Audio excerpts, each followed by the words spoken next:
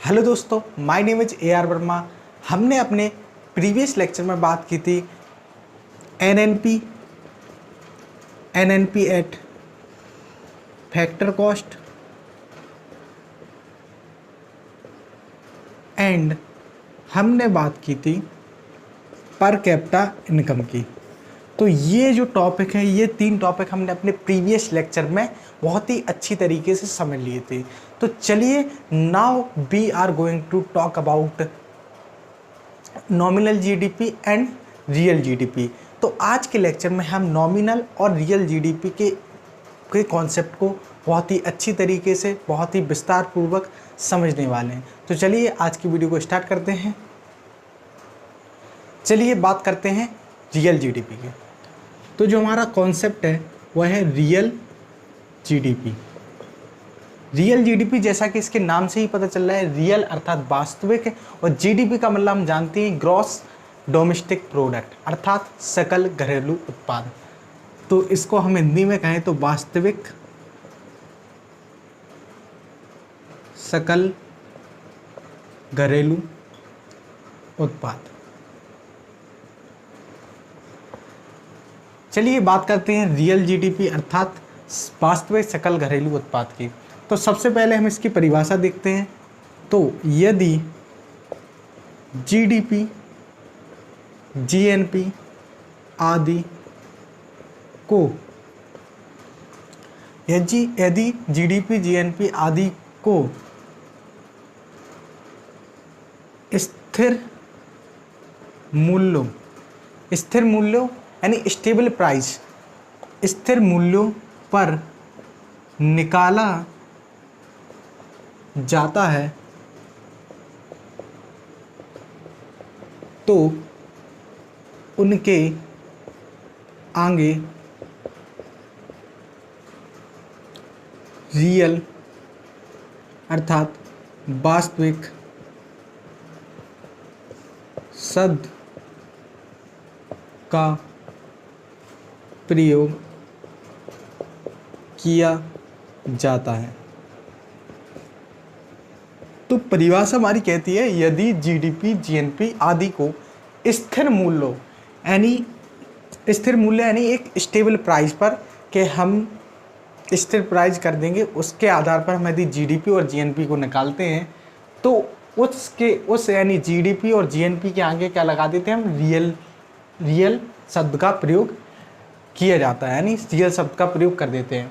क्योंकि हमने अपने पिछले लेक्चर्स में जीडीपी और जीएनपी को निकालना सीखा था, तो चूँकि जीडीपी और जीएनपी को निकालना सीख लिया था, अब चूँकि जीडीपी और जीएनपी को दो प्रकार से निकाला जा सकता है।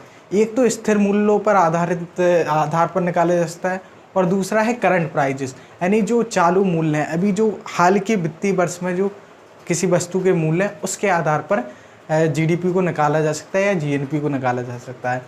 तो जब जीडीपी और जीएनपी को स्थिर मूल्य यानी स्टेबल प्राइजेस पर निकाला जाता है, अर्थात किसी जैसे जो अभी वर्तमान में जो वित्तीय वर्ष है, यानी जो प्रेजेंटली फाइनेंशियल ईयर है, इस समय वस्तु यदि हम जीडीपी निकाल रहे हैं, यदि हम इसी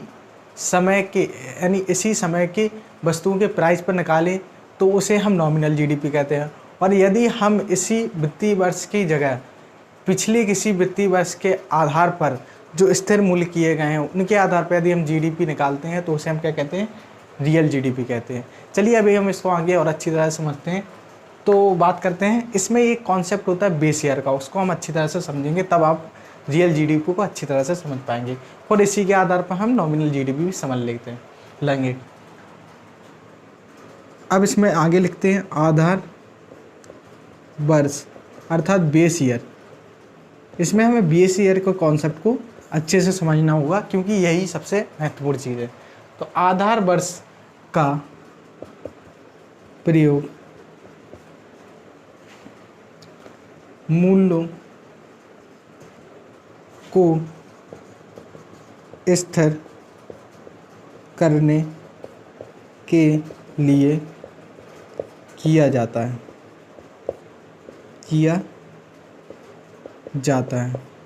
अभी हम आगे समझेंगे कि आधार वर्ष कैसे कार्य करता है। पहले आप इसको लिख लीजिए, फिर हम समझेंगे। तो आधार वर्ष का प्रयोग मूल्यों को स्थिर करने के लिए किया जाता है। आधार वर्ष की अवधारणा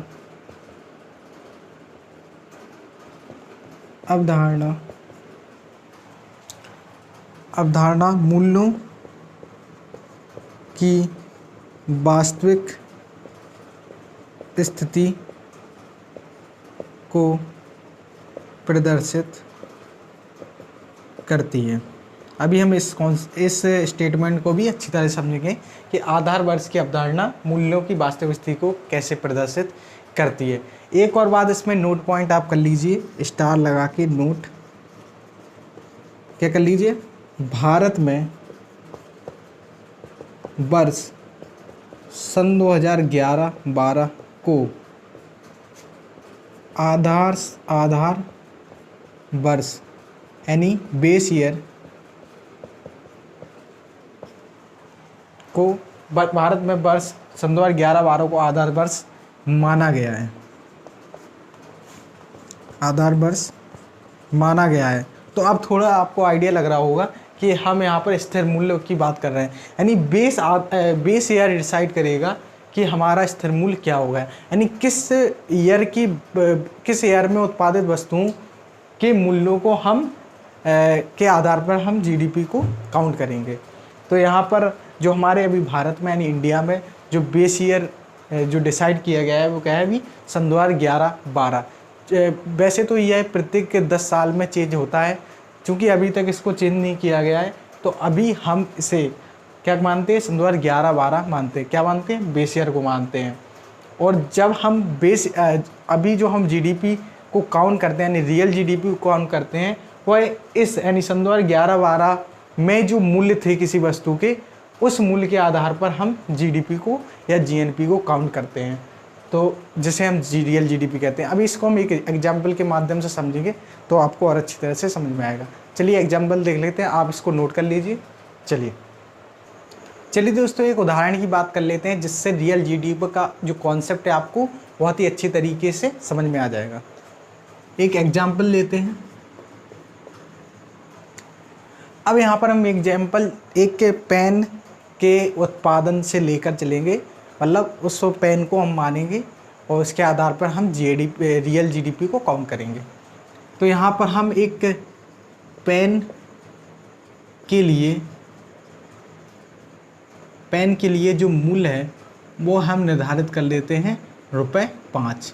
और यह जो ₹5 है वह किस आधार पर, किस वित्तीय वर्ष यानी किस फाइनेंशियल ईयर पर बेस्ड है, वह बेस्ड है सन 2000 बेस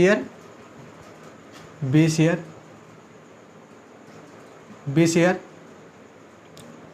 2011-12। यानी जो हम पेन के जो मूल्य की बात कर रहे हैं वह बेस ईयर किसके 2011 और 12 पर आधारित है। तो अभी जो आज हमारे जो जीडीपी, अभी हमारी जो जीडीपी निकाली जाती है, जो रियल जीडीपी निकाली जाती है, वह सन 2011-12 के बेस ईयर पर निकाली जाती है। यानी उस सन 2011-12 में जो मूल्य इस पेन का था, नहीं मान लीजिए सन 2011-12 में जो ये मार्कर है इसका मूल्य 5 था, तो आज भी हम जो सन 2022-23 में जो रियल जीडीपी काउंट करते हैं उसमें हम इस मार्कर का जो मूल्य है यानी जो वैल्यू है यानी जो प्राइस है उसको हम ₹5 ही काउंट करते हैं। ठीक, चाहे अभी जो इन्फ्लेशन के कारण इसका मूल्य ₹25 हो गया हो, फिर भी हम चूँकि हमारा जो बेस ईयर है यानी जो इंडिया ने जो बेस ईयर मान रखा है वह है सन 2011-12, तो इसमें जब हम रियल जीडीपी को काउंट करेंगे तो हम इस मार्कर का मूल्य ₹5 ही मानेंगे। ऐसा क्यों किया जाता है इसको हम अभी समझते हैं। तो यहाँ पर हम कुछ उदाहरण लेंगे, कुछ कई वर्षों की जो जीडीपी है यानी रियल जीडीपी को हम देखेंगे। तो यहाँ पर हम यहाँ पर हम रखेंगे प्रोडक्ट को हमने क्या चुना, उदाहरण के लिए हमने पेन को चुना। और यहाँ पर प्राइस हम किससे देखेंगे, चूँकि हमें स्थिर मूल्य देखना है और स्थिर मूल्य किस पर आधारित होता है, बेस ईयर पर आधारित है। बेस ईयर हमारा क्या है सन 2011-12, और उस समय जो पेन का मूल्य था ₹5, उसको हमने उसी को हम यहाँ पर रखेंगे। और यहाँ पर हम किसको काउंट कर रहे हैं? रियल जीडीपी को काउंट कर रहे हैं, रियल जीडीपी। चलिए, तो यहाँ पर कुछ हम देख लेते हैं। हम यहाँ पर देखेंगे सन 2011-12, सन 2012-13, सन 2013-14, सन 2014-15, इसी प्रकार हम सन 2022-23 की देख लेते हैं। ठीक, तो यहाँ पर हमने कुछ लिए। अब यहाँ पर चूँकि प्रोडक्ट क्या है, चूँकि दोस्तों हम यहाँ पर प्रोडक्शन यानी जीडीपी को निकालते हैं, तो जीडीपी में हम किसको ज्ञात करते हैं? प्रोडक्शन को। तो यहाँ पर हम प्रोडक्शन, और प्रोडक्शन हम किसका देख रहे हैं? पेन का। यानी एक उदाहरण के रूप में हम पेन को लेकर चल रहे हैं, हम पेन के रूप में हम रियल जीडीपी को निकाल रहे हैं। तो यहाँ पर प्रोडक्शन लिखेंगे, इसका प्राइस लिखेंगे। प्राइस क्या होगा? बेस ईयर पर आधारित होगा, जो कि सन 2011-12 पर आधारित होगा। और इसका प्राइस कितना हमने माना है? ₹5। ठीक है, चलिए प्रोडक्शन देख लेते हैं, प्राइस देखते हैं और जीडीपी को काउंट करते हैं, रियल जीडीपी को। तो मान लीजिए सन 2011-12 में, सन 2011-12 में इस जो मार्कर है, इसका जो मार्कर है इसके प्रोडक्शन मान लीजिए 10 रहा होगा। इसका जो मार्कर का प्रोडक्शन है, नहीं 10 मार्कर इसमें तैयार हुए होंगे। और एक माइन्यूट लेवल पर हम इसको मान के चल रहे हैं, एक विस्तार रूप में तो अलग होता है, लेकिन इसको उदाहरण के रूप में समझिए। ठीक, 10 मान लीजिए सन 2011-12 में इसका जो मार्कर का प्रोडक्शन वो है 10 हुआ होगा, यानी 10 मार्कर प्रोड्यूस हुए होंगे। और इसका जो प्राइस है वह कितना है? ₹5। ठीक, और सन 2012-13 में कितने? मान लीजिए सन 2012-13 में प्रोडक्शन कम हुआ, 8 मान लेते हैं। तो यहाँ पर रुपए, चूँकि हम क्या कर रहे हैं, स्थिर मूल्यों पर जीडीपी, रियल जीडीपी को किस पर निकाला जाता है? स्थिर मूल्यों पर, यानी स्टेबल प्राइस पर निकाला जाता है। तो यहाँ पर हम ₹5 ही रखेंगे। अब सन 2013-14 की बात कर लेते हैं। मान लीजिए सन 2013-14 में इसका प्रोडक्शन क्या हुआ? बड़ा होगा। तो मान लीजिए 15, यानी 15 मार्कर प्रोड्यूस हुए होंगे, लेकिन मूल्य क्या रहेगा? 5 ही रहेगा, क्योंकि हम बेस ईयर का कॉन्सेप्ट प्रयोग में ला रहे हैं। अब सन 2014-15 की बात कर लेते हैं। सन 2014-15 मान लीजिए कम हुआ होगा 13, तो क्या हो गया? ₹5 बड़े। ठीक, अब इसी प्रकार सन 2022-23 की बात कर लेते हैं। मान लीजिए 20 मार्करों की संख्या क्या हो जाएगी? 20, यानी 20 मार्कर का प्रोड्यूस होंगे। तो यहाँ पर मूल्य तो कितना ही रहेगा? 5, क्योंकि भारत सरकार द्वारा बेस ईयर को सन 2011-12 माना गया है। ठीक, स्थिर मूल्यों पर हमने निकाला है, ये प्रोडक्शन है जो इस प्रकार का है। अब हम रियल जीडीपी काउंट करेंगे, तो रियल जीडीपी में हम इसको मल्टीप्लाई करेंगे, इन सबको मल्टीप्लाई करेंगे। तो यहाँ पर 10 मल्टीप्लाइड बाई 5, तो यहाँ पर कितना? 50, 8 40, यहाँ पर क्या हो जाएगा? 75, यहाँ पर हो जाएगा 65, यहाँ पर क्या हो जाएगा? 100। तो यहाँ पर हम देखने को मिल रहा है कि जो स्थिर प्राइजेस की वजह से हमें प्रोडक्शन की रियल वैल्यू पता चल रही है, क्योंकि यहाँ पर हमने प्रोडक्शन को, प्राइस को क्या किया है? स्टेबल कर दिया है।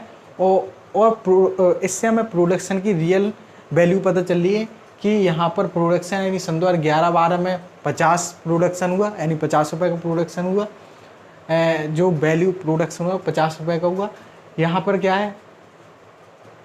8, सन 2012-13 में 8 मार्कर प्रोड्यूस हुए, तो यहाँ पर 8 40, यानी प्रोडक्शन क्या हुआ? डाउन हुआ।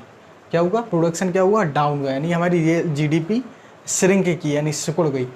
अब यहाँ पर सन 2013-14 की बात करें, तो यहाँ पर 15 मार्कर का प्रोडक्शन हुआ, अर्थात यहाँ पर जीडीपी में जीडीपी क्या हुआ? अप हुई।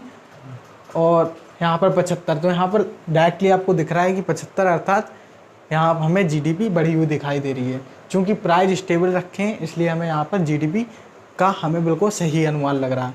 इसका विपरीत होगा हमारे नॉमिनल जीडीपी में। उसमें क्या होगा? हम स्थिर मूल्यों पर नहीं, चालू वित्तीय वर्ष के प्रचलित मूल्यों पर, यानी करंट प्राइजेस पर निकालेंगे। तो उसमें हमें जो जीडीपी पता चलेगी वो क्या होगी? Nominal GDP. और उसको हम जब समझेंगे तब उसको देख लेंगे। ठीक, तो यहाँ पर हमें फिर हम बात करते हैं सन 2022-23 में यहाँ पर 20 मार्कर प्रोड्यूस हो रहे हैं। तो यहाँ पर क्या हुआ, रियल जीडीपी 100 हो रही है। यहाँ पर हमें साफ दिख रहा है कि जीडीपी में अल्टीमेटली बढ़ती हुई नज़र आ रही है और ये जीडीपी बिल्कुल रियल जीडीपी होगी, क्योंकि यहाँ पर हमने इसको स्टेबल प्राइजेस पर निकाला है। ठीक, तो ये था रियल जीडीपी कॉन्सेप्ट। अब बात करते हैं हम नॉमिनल जीडीपी। नॉमिनल जीडीपी पढ़ने के बाद हमें रियल जीडीपी और अच्छे से समझ में आ जाएगा। तो चलिए बात करते हैं नॉमिनल जीडीपी के। चलिए दोस्तों बात करते हैं नॉमिनल जीडीपी की। तो जो हमारा अगला कॉन्सेप्ट है वो है नॉमिनल जीडीपी। नॉमिनल शब्द का कोई हिंदी अर्थ नहीं है, क्योंकि इकोनॉमी में नॉमिनल शब्द का हिंदी में कोई स्पष्ट शब्द नहीं दिया गया है। तो इसको हिंदी में कहना, यदि हिंदी में हम कह सकते हैं तो इसको सीधा ट्रांसलेट कर लीजिए नॉमिनल जीडीपी, क्योंकि इसमें कोई स्पष्ट शब्द इसका हिंदी में नहीं निकलता है, नॉमिनल जीडीपी। ठीक, चलिए इसकी हम सबसे पहले परिभाषा जान लेते हैं। तो यदि जीडीपी, जीएनपी आदि को प्रचलित या चालू मूल्यों अर्थात करंट प्राइजेस पर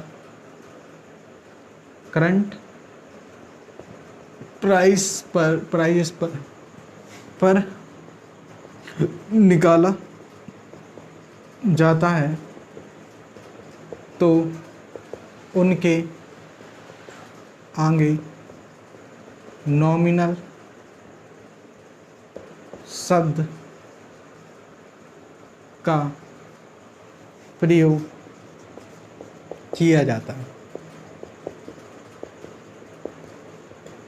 अब यहाँ पर आपको रियल जीडीपी से एक अलग बात दिख रही होगी, क्योंकि वहाँ पर जीडीपी को किस पर निकाला जा रहा था, स्टेबल प्राइस पर निकाला जाता है, यानी स्थिर मूल्यों पर निकाला जा रहा था। तो वहाँ पर एक बेस ईयर की कॉन्सेप्ट की आवश्यकता थी। चूँकि यहाँ पर किसी स्टेबल प्राइस पर नहीं निकाला जा रहा है, तो यहाँ पर हमें बेस ईयर की ज़रूरत नहीं है, क्योंकि इसमें जो जीडीपी निकाली जा रही है वह करंट प्राइजेस पर निकाली जा रही है, यानी चालू वित्तीय वर्ष पर, यानी जिस वर्ष की हमें जीडीपी निकालनी है, जिस वर्ष के हमें नॉमिनल जीडीपी निकालनी है, उसी वर्ष के यानी वही चालू वित्तीय वर्ष के हमें मूल्य भी रखने होंगे। तो इसमें बेस ईयर के कॉन्सेप्ट की कोई आवश्यकता नहीं है। तो यहाँ पर हमें प्रचलित या चालू या करंट प्राइजेस पर हमें क्या निकालनी है, नॉमिनल जीडीपी निकालनी है। चलिए, तो इसको हम फिर से एक उदाहरण लेंगे, जैसे हमने उसमें पेन का लिया था, इसमें भी हम पेन का उदाहरण लेंगे, जिससे हमें स्पष्ट तौर पर समझ में आएगा। उदाहरण देखते हैं पेन के लिए। अब चूंकि हमें नॉमिनल जीडीपी निकालनी है सन 2022-23 की, और इसमें चूंकि चालू वित्तीय वर्ष को रखेंगे, तो यहाँ पर हम बेस ईयर नहीं लेंगे, यहाँ पर हम चालू वित्तीय वर्ष सन 2022-23 के मूल्य को ही रखेंगे। तो सन 2022-23 में इस मार्कर का मूल्य कितना है, 25 रुपये। तो यहाँ पर हम रुपये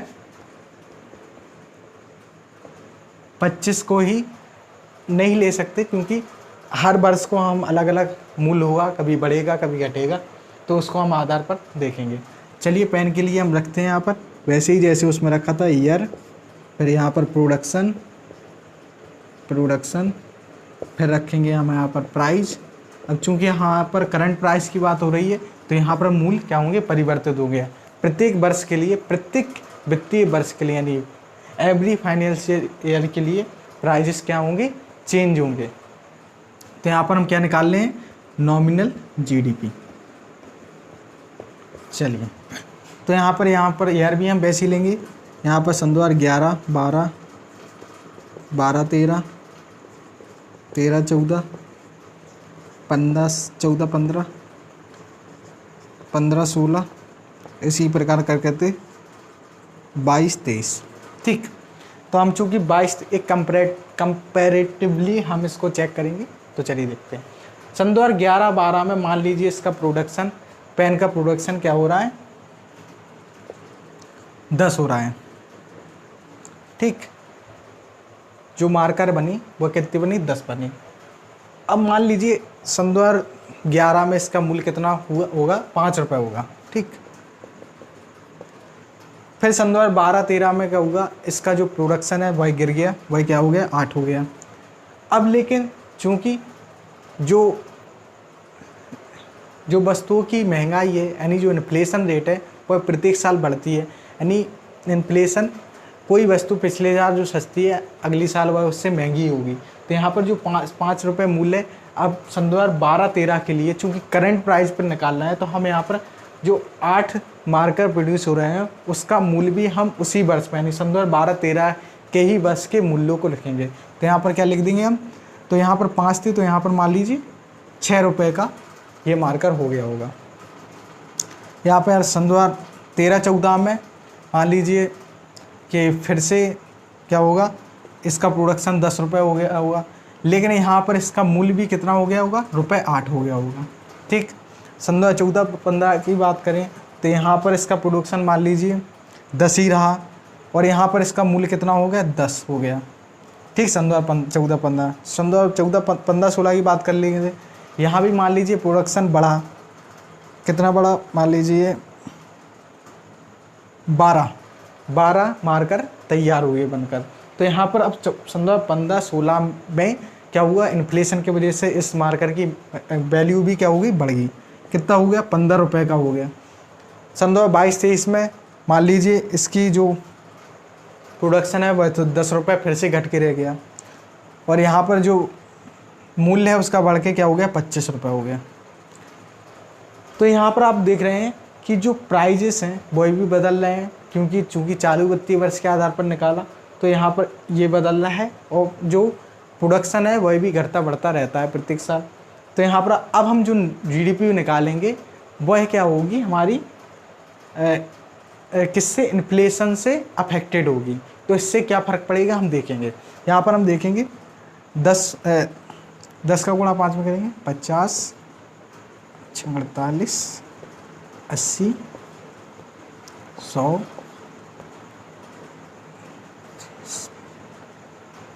18, 250। अब यहाँ पर हम देखने को मिल रहा है कि यहाँ पर हमें जीडीपी क्या हुई, बढ़ती हुई, इंक्रीज करती हुई दिखाई दे रही है, यानी जीडीपी हमें बढ़ती हुई दिखाई दे रही है। यानी हम ऐसा कह सकते हैं कि नॉमिनल जीडीपी क्या हो, एक तरह से लोगों को धोखा देने के लिए प्रयोग कर सकती है कोई सरकार। क्यों कर सकती है, क्योंकि यहाँ पर क्या हुआ, जीडीपी हमें बढ़ती हुई दिखाई दे रही है, जबकि जीडीपी किसको दर्शाती है, प्रोडक्शन को दर्शाती है। तो यहाँ पर जब हम प्रोडक्शन को देखें तो प्रोडक्शन घट रहा है, उतना ही है, थोड़ा बड़ा फिर उतना ही हुआ, यानी प्रोडक्शन में ज़्यादा अंतर नहीं आ रहा है। तो जीडीपी तो बढ़ नहीं रही है, अर्थात जीडीपी स्टेबल है या घट रही है। लेकिन यहाँ पर जो चालू वित्तीय वर्ष में जो मूल्य हैं वह लगातार बढ़ रहे हैं, उस वजह से हमें जो नॉमिनल जीडीपी है वह बढ़ी हुई नज़र आ रही है। यानी हमें ऐसा लग रहा है कि प्रत्येक वर्ष जीडीपी में क्या हुई है, ग्रोथ हुई है। तो यहाँ हम कह सकते हैं चूँकि जीडीपी प्रोडक्शन को बताती है, इन्फ्लेशन को नहीं बताती है, तो हम यहाँ पर प्रोडक्शन को देखें तो प्रोडक्शन या तो स्टेबल है या तो थोड़ा कम है, जबकि प्राइजेस इन्फ्लेशन के कारण बढ़ रहे हैं। तो यहाँ पर जो नॉमिनल जीडीपी क्या है, इन्फ्लेशन अफेक्टेड जीडीपी होती है, जिससे हमें यह धोखा होता है कि हमारी जो देश की जीडीपी है वह बढ़ रही है, लेकिन वास्तव में ऐसा नहीं होता है। इसलिए रियल जीडीपी को नॉमिनल जीडीपी से बेहतर बताया जाता है। तो किसी देश की वास्तविक ग्रोथ को देखना है तो उसकी रियल जीडीपी को देखते हैं, नॉमिनल जीडीपी को नहीं देखते हैं। इसका कारण है कि जो नॉमिनल जीडीपी होती है वह इन्फ्लेशन अफेक्टेड होती है, अर्थात उसमें वस्तुओं के प्राइस बढ़ जाने की वजह से हमें प्रोडक्शन ज़्यादा दिखाई देता है, जबकि प्रोडक्शन या तो कम होता है या थोड़ा ही बढ़ता है। लेकिन चूँकि इन्फ्लेशन की वजह से उस वस्तु की जो मूल्य है वह बढ़ जाते हैं, जिस कारण वह हमें प्रोडक्शन ज़्यादा दिखाई देने लगता है, जैसा कि हमने इस उदाहरण में देखा। तो यहाँ से आपको साफ बात हो गई होगी कि जो नॉमिनल जीडीपी होती है वह एक तरह का क्या है, छलावा है, यानी धोखा है। वह किसी देश की वास्तविक ग्रोथ को नहीं दर्शाता है। यदि हमें किसी देश के वास्तविक ग्रोथ को यानी समृद्धि दर को देखना है तो हमें उसकी रियल जीडीपी को देखना होगा, रियल जीडीपी में क्योंकि उसमें स्थिर मूल्य यानी स्टेबल प्राइस पर एक जीडीपी को निकाला जाता है, जिससे हमें प्रोडक्शन की रियल वैल्यू को पता चलता है कि प्रोडक्शन वास्तव में बढ़ रहा है या नहीं बढ़ रहा है। आई होप आप लोगों को रियल जीडीपी और नॉमिनल जीडीपी का कॉन्सेप्ट बहुत अच्छी तरह से समझ में आ गया होगा। तो चलिए मिलते हैं अपने अगले वीडियो में, तब तक के लिए गुड बाय, धन्यवाद।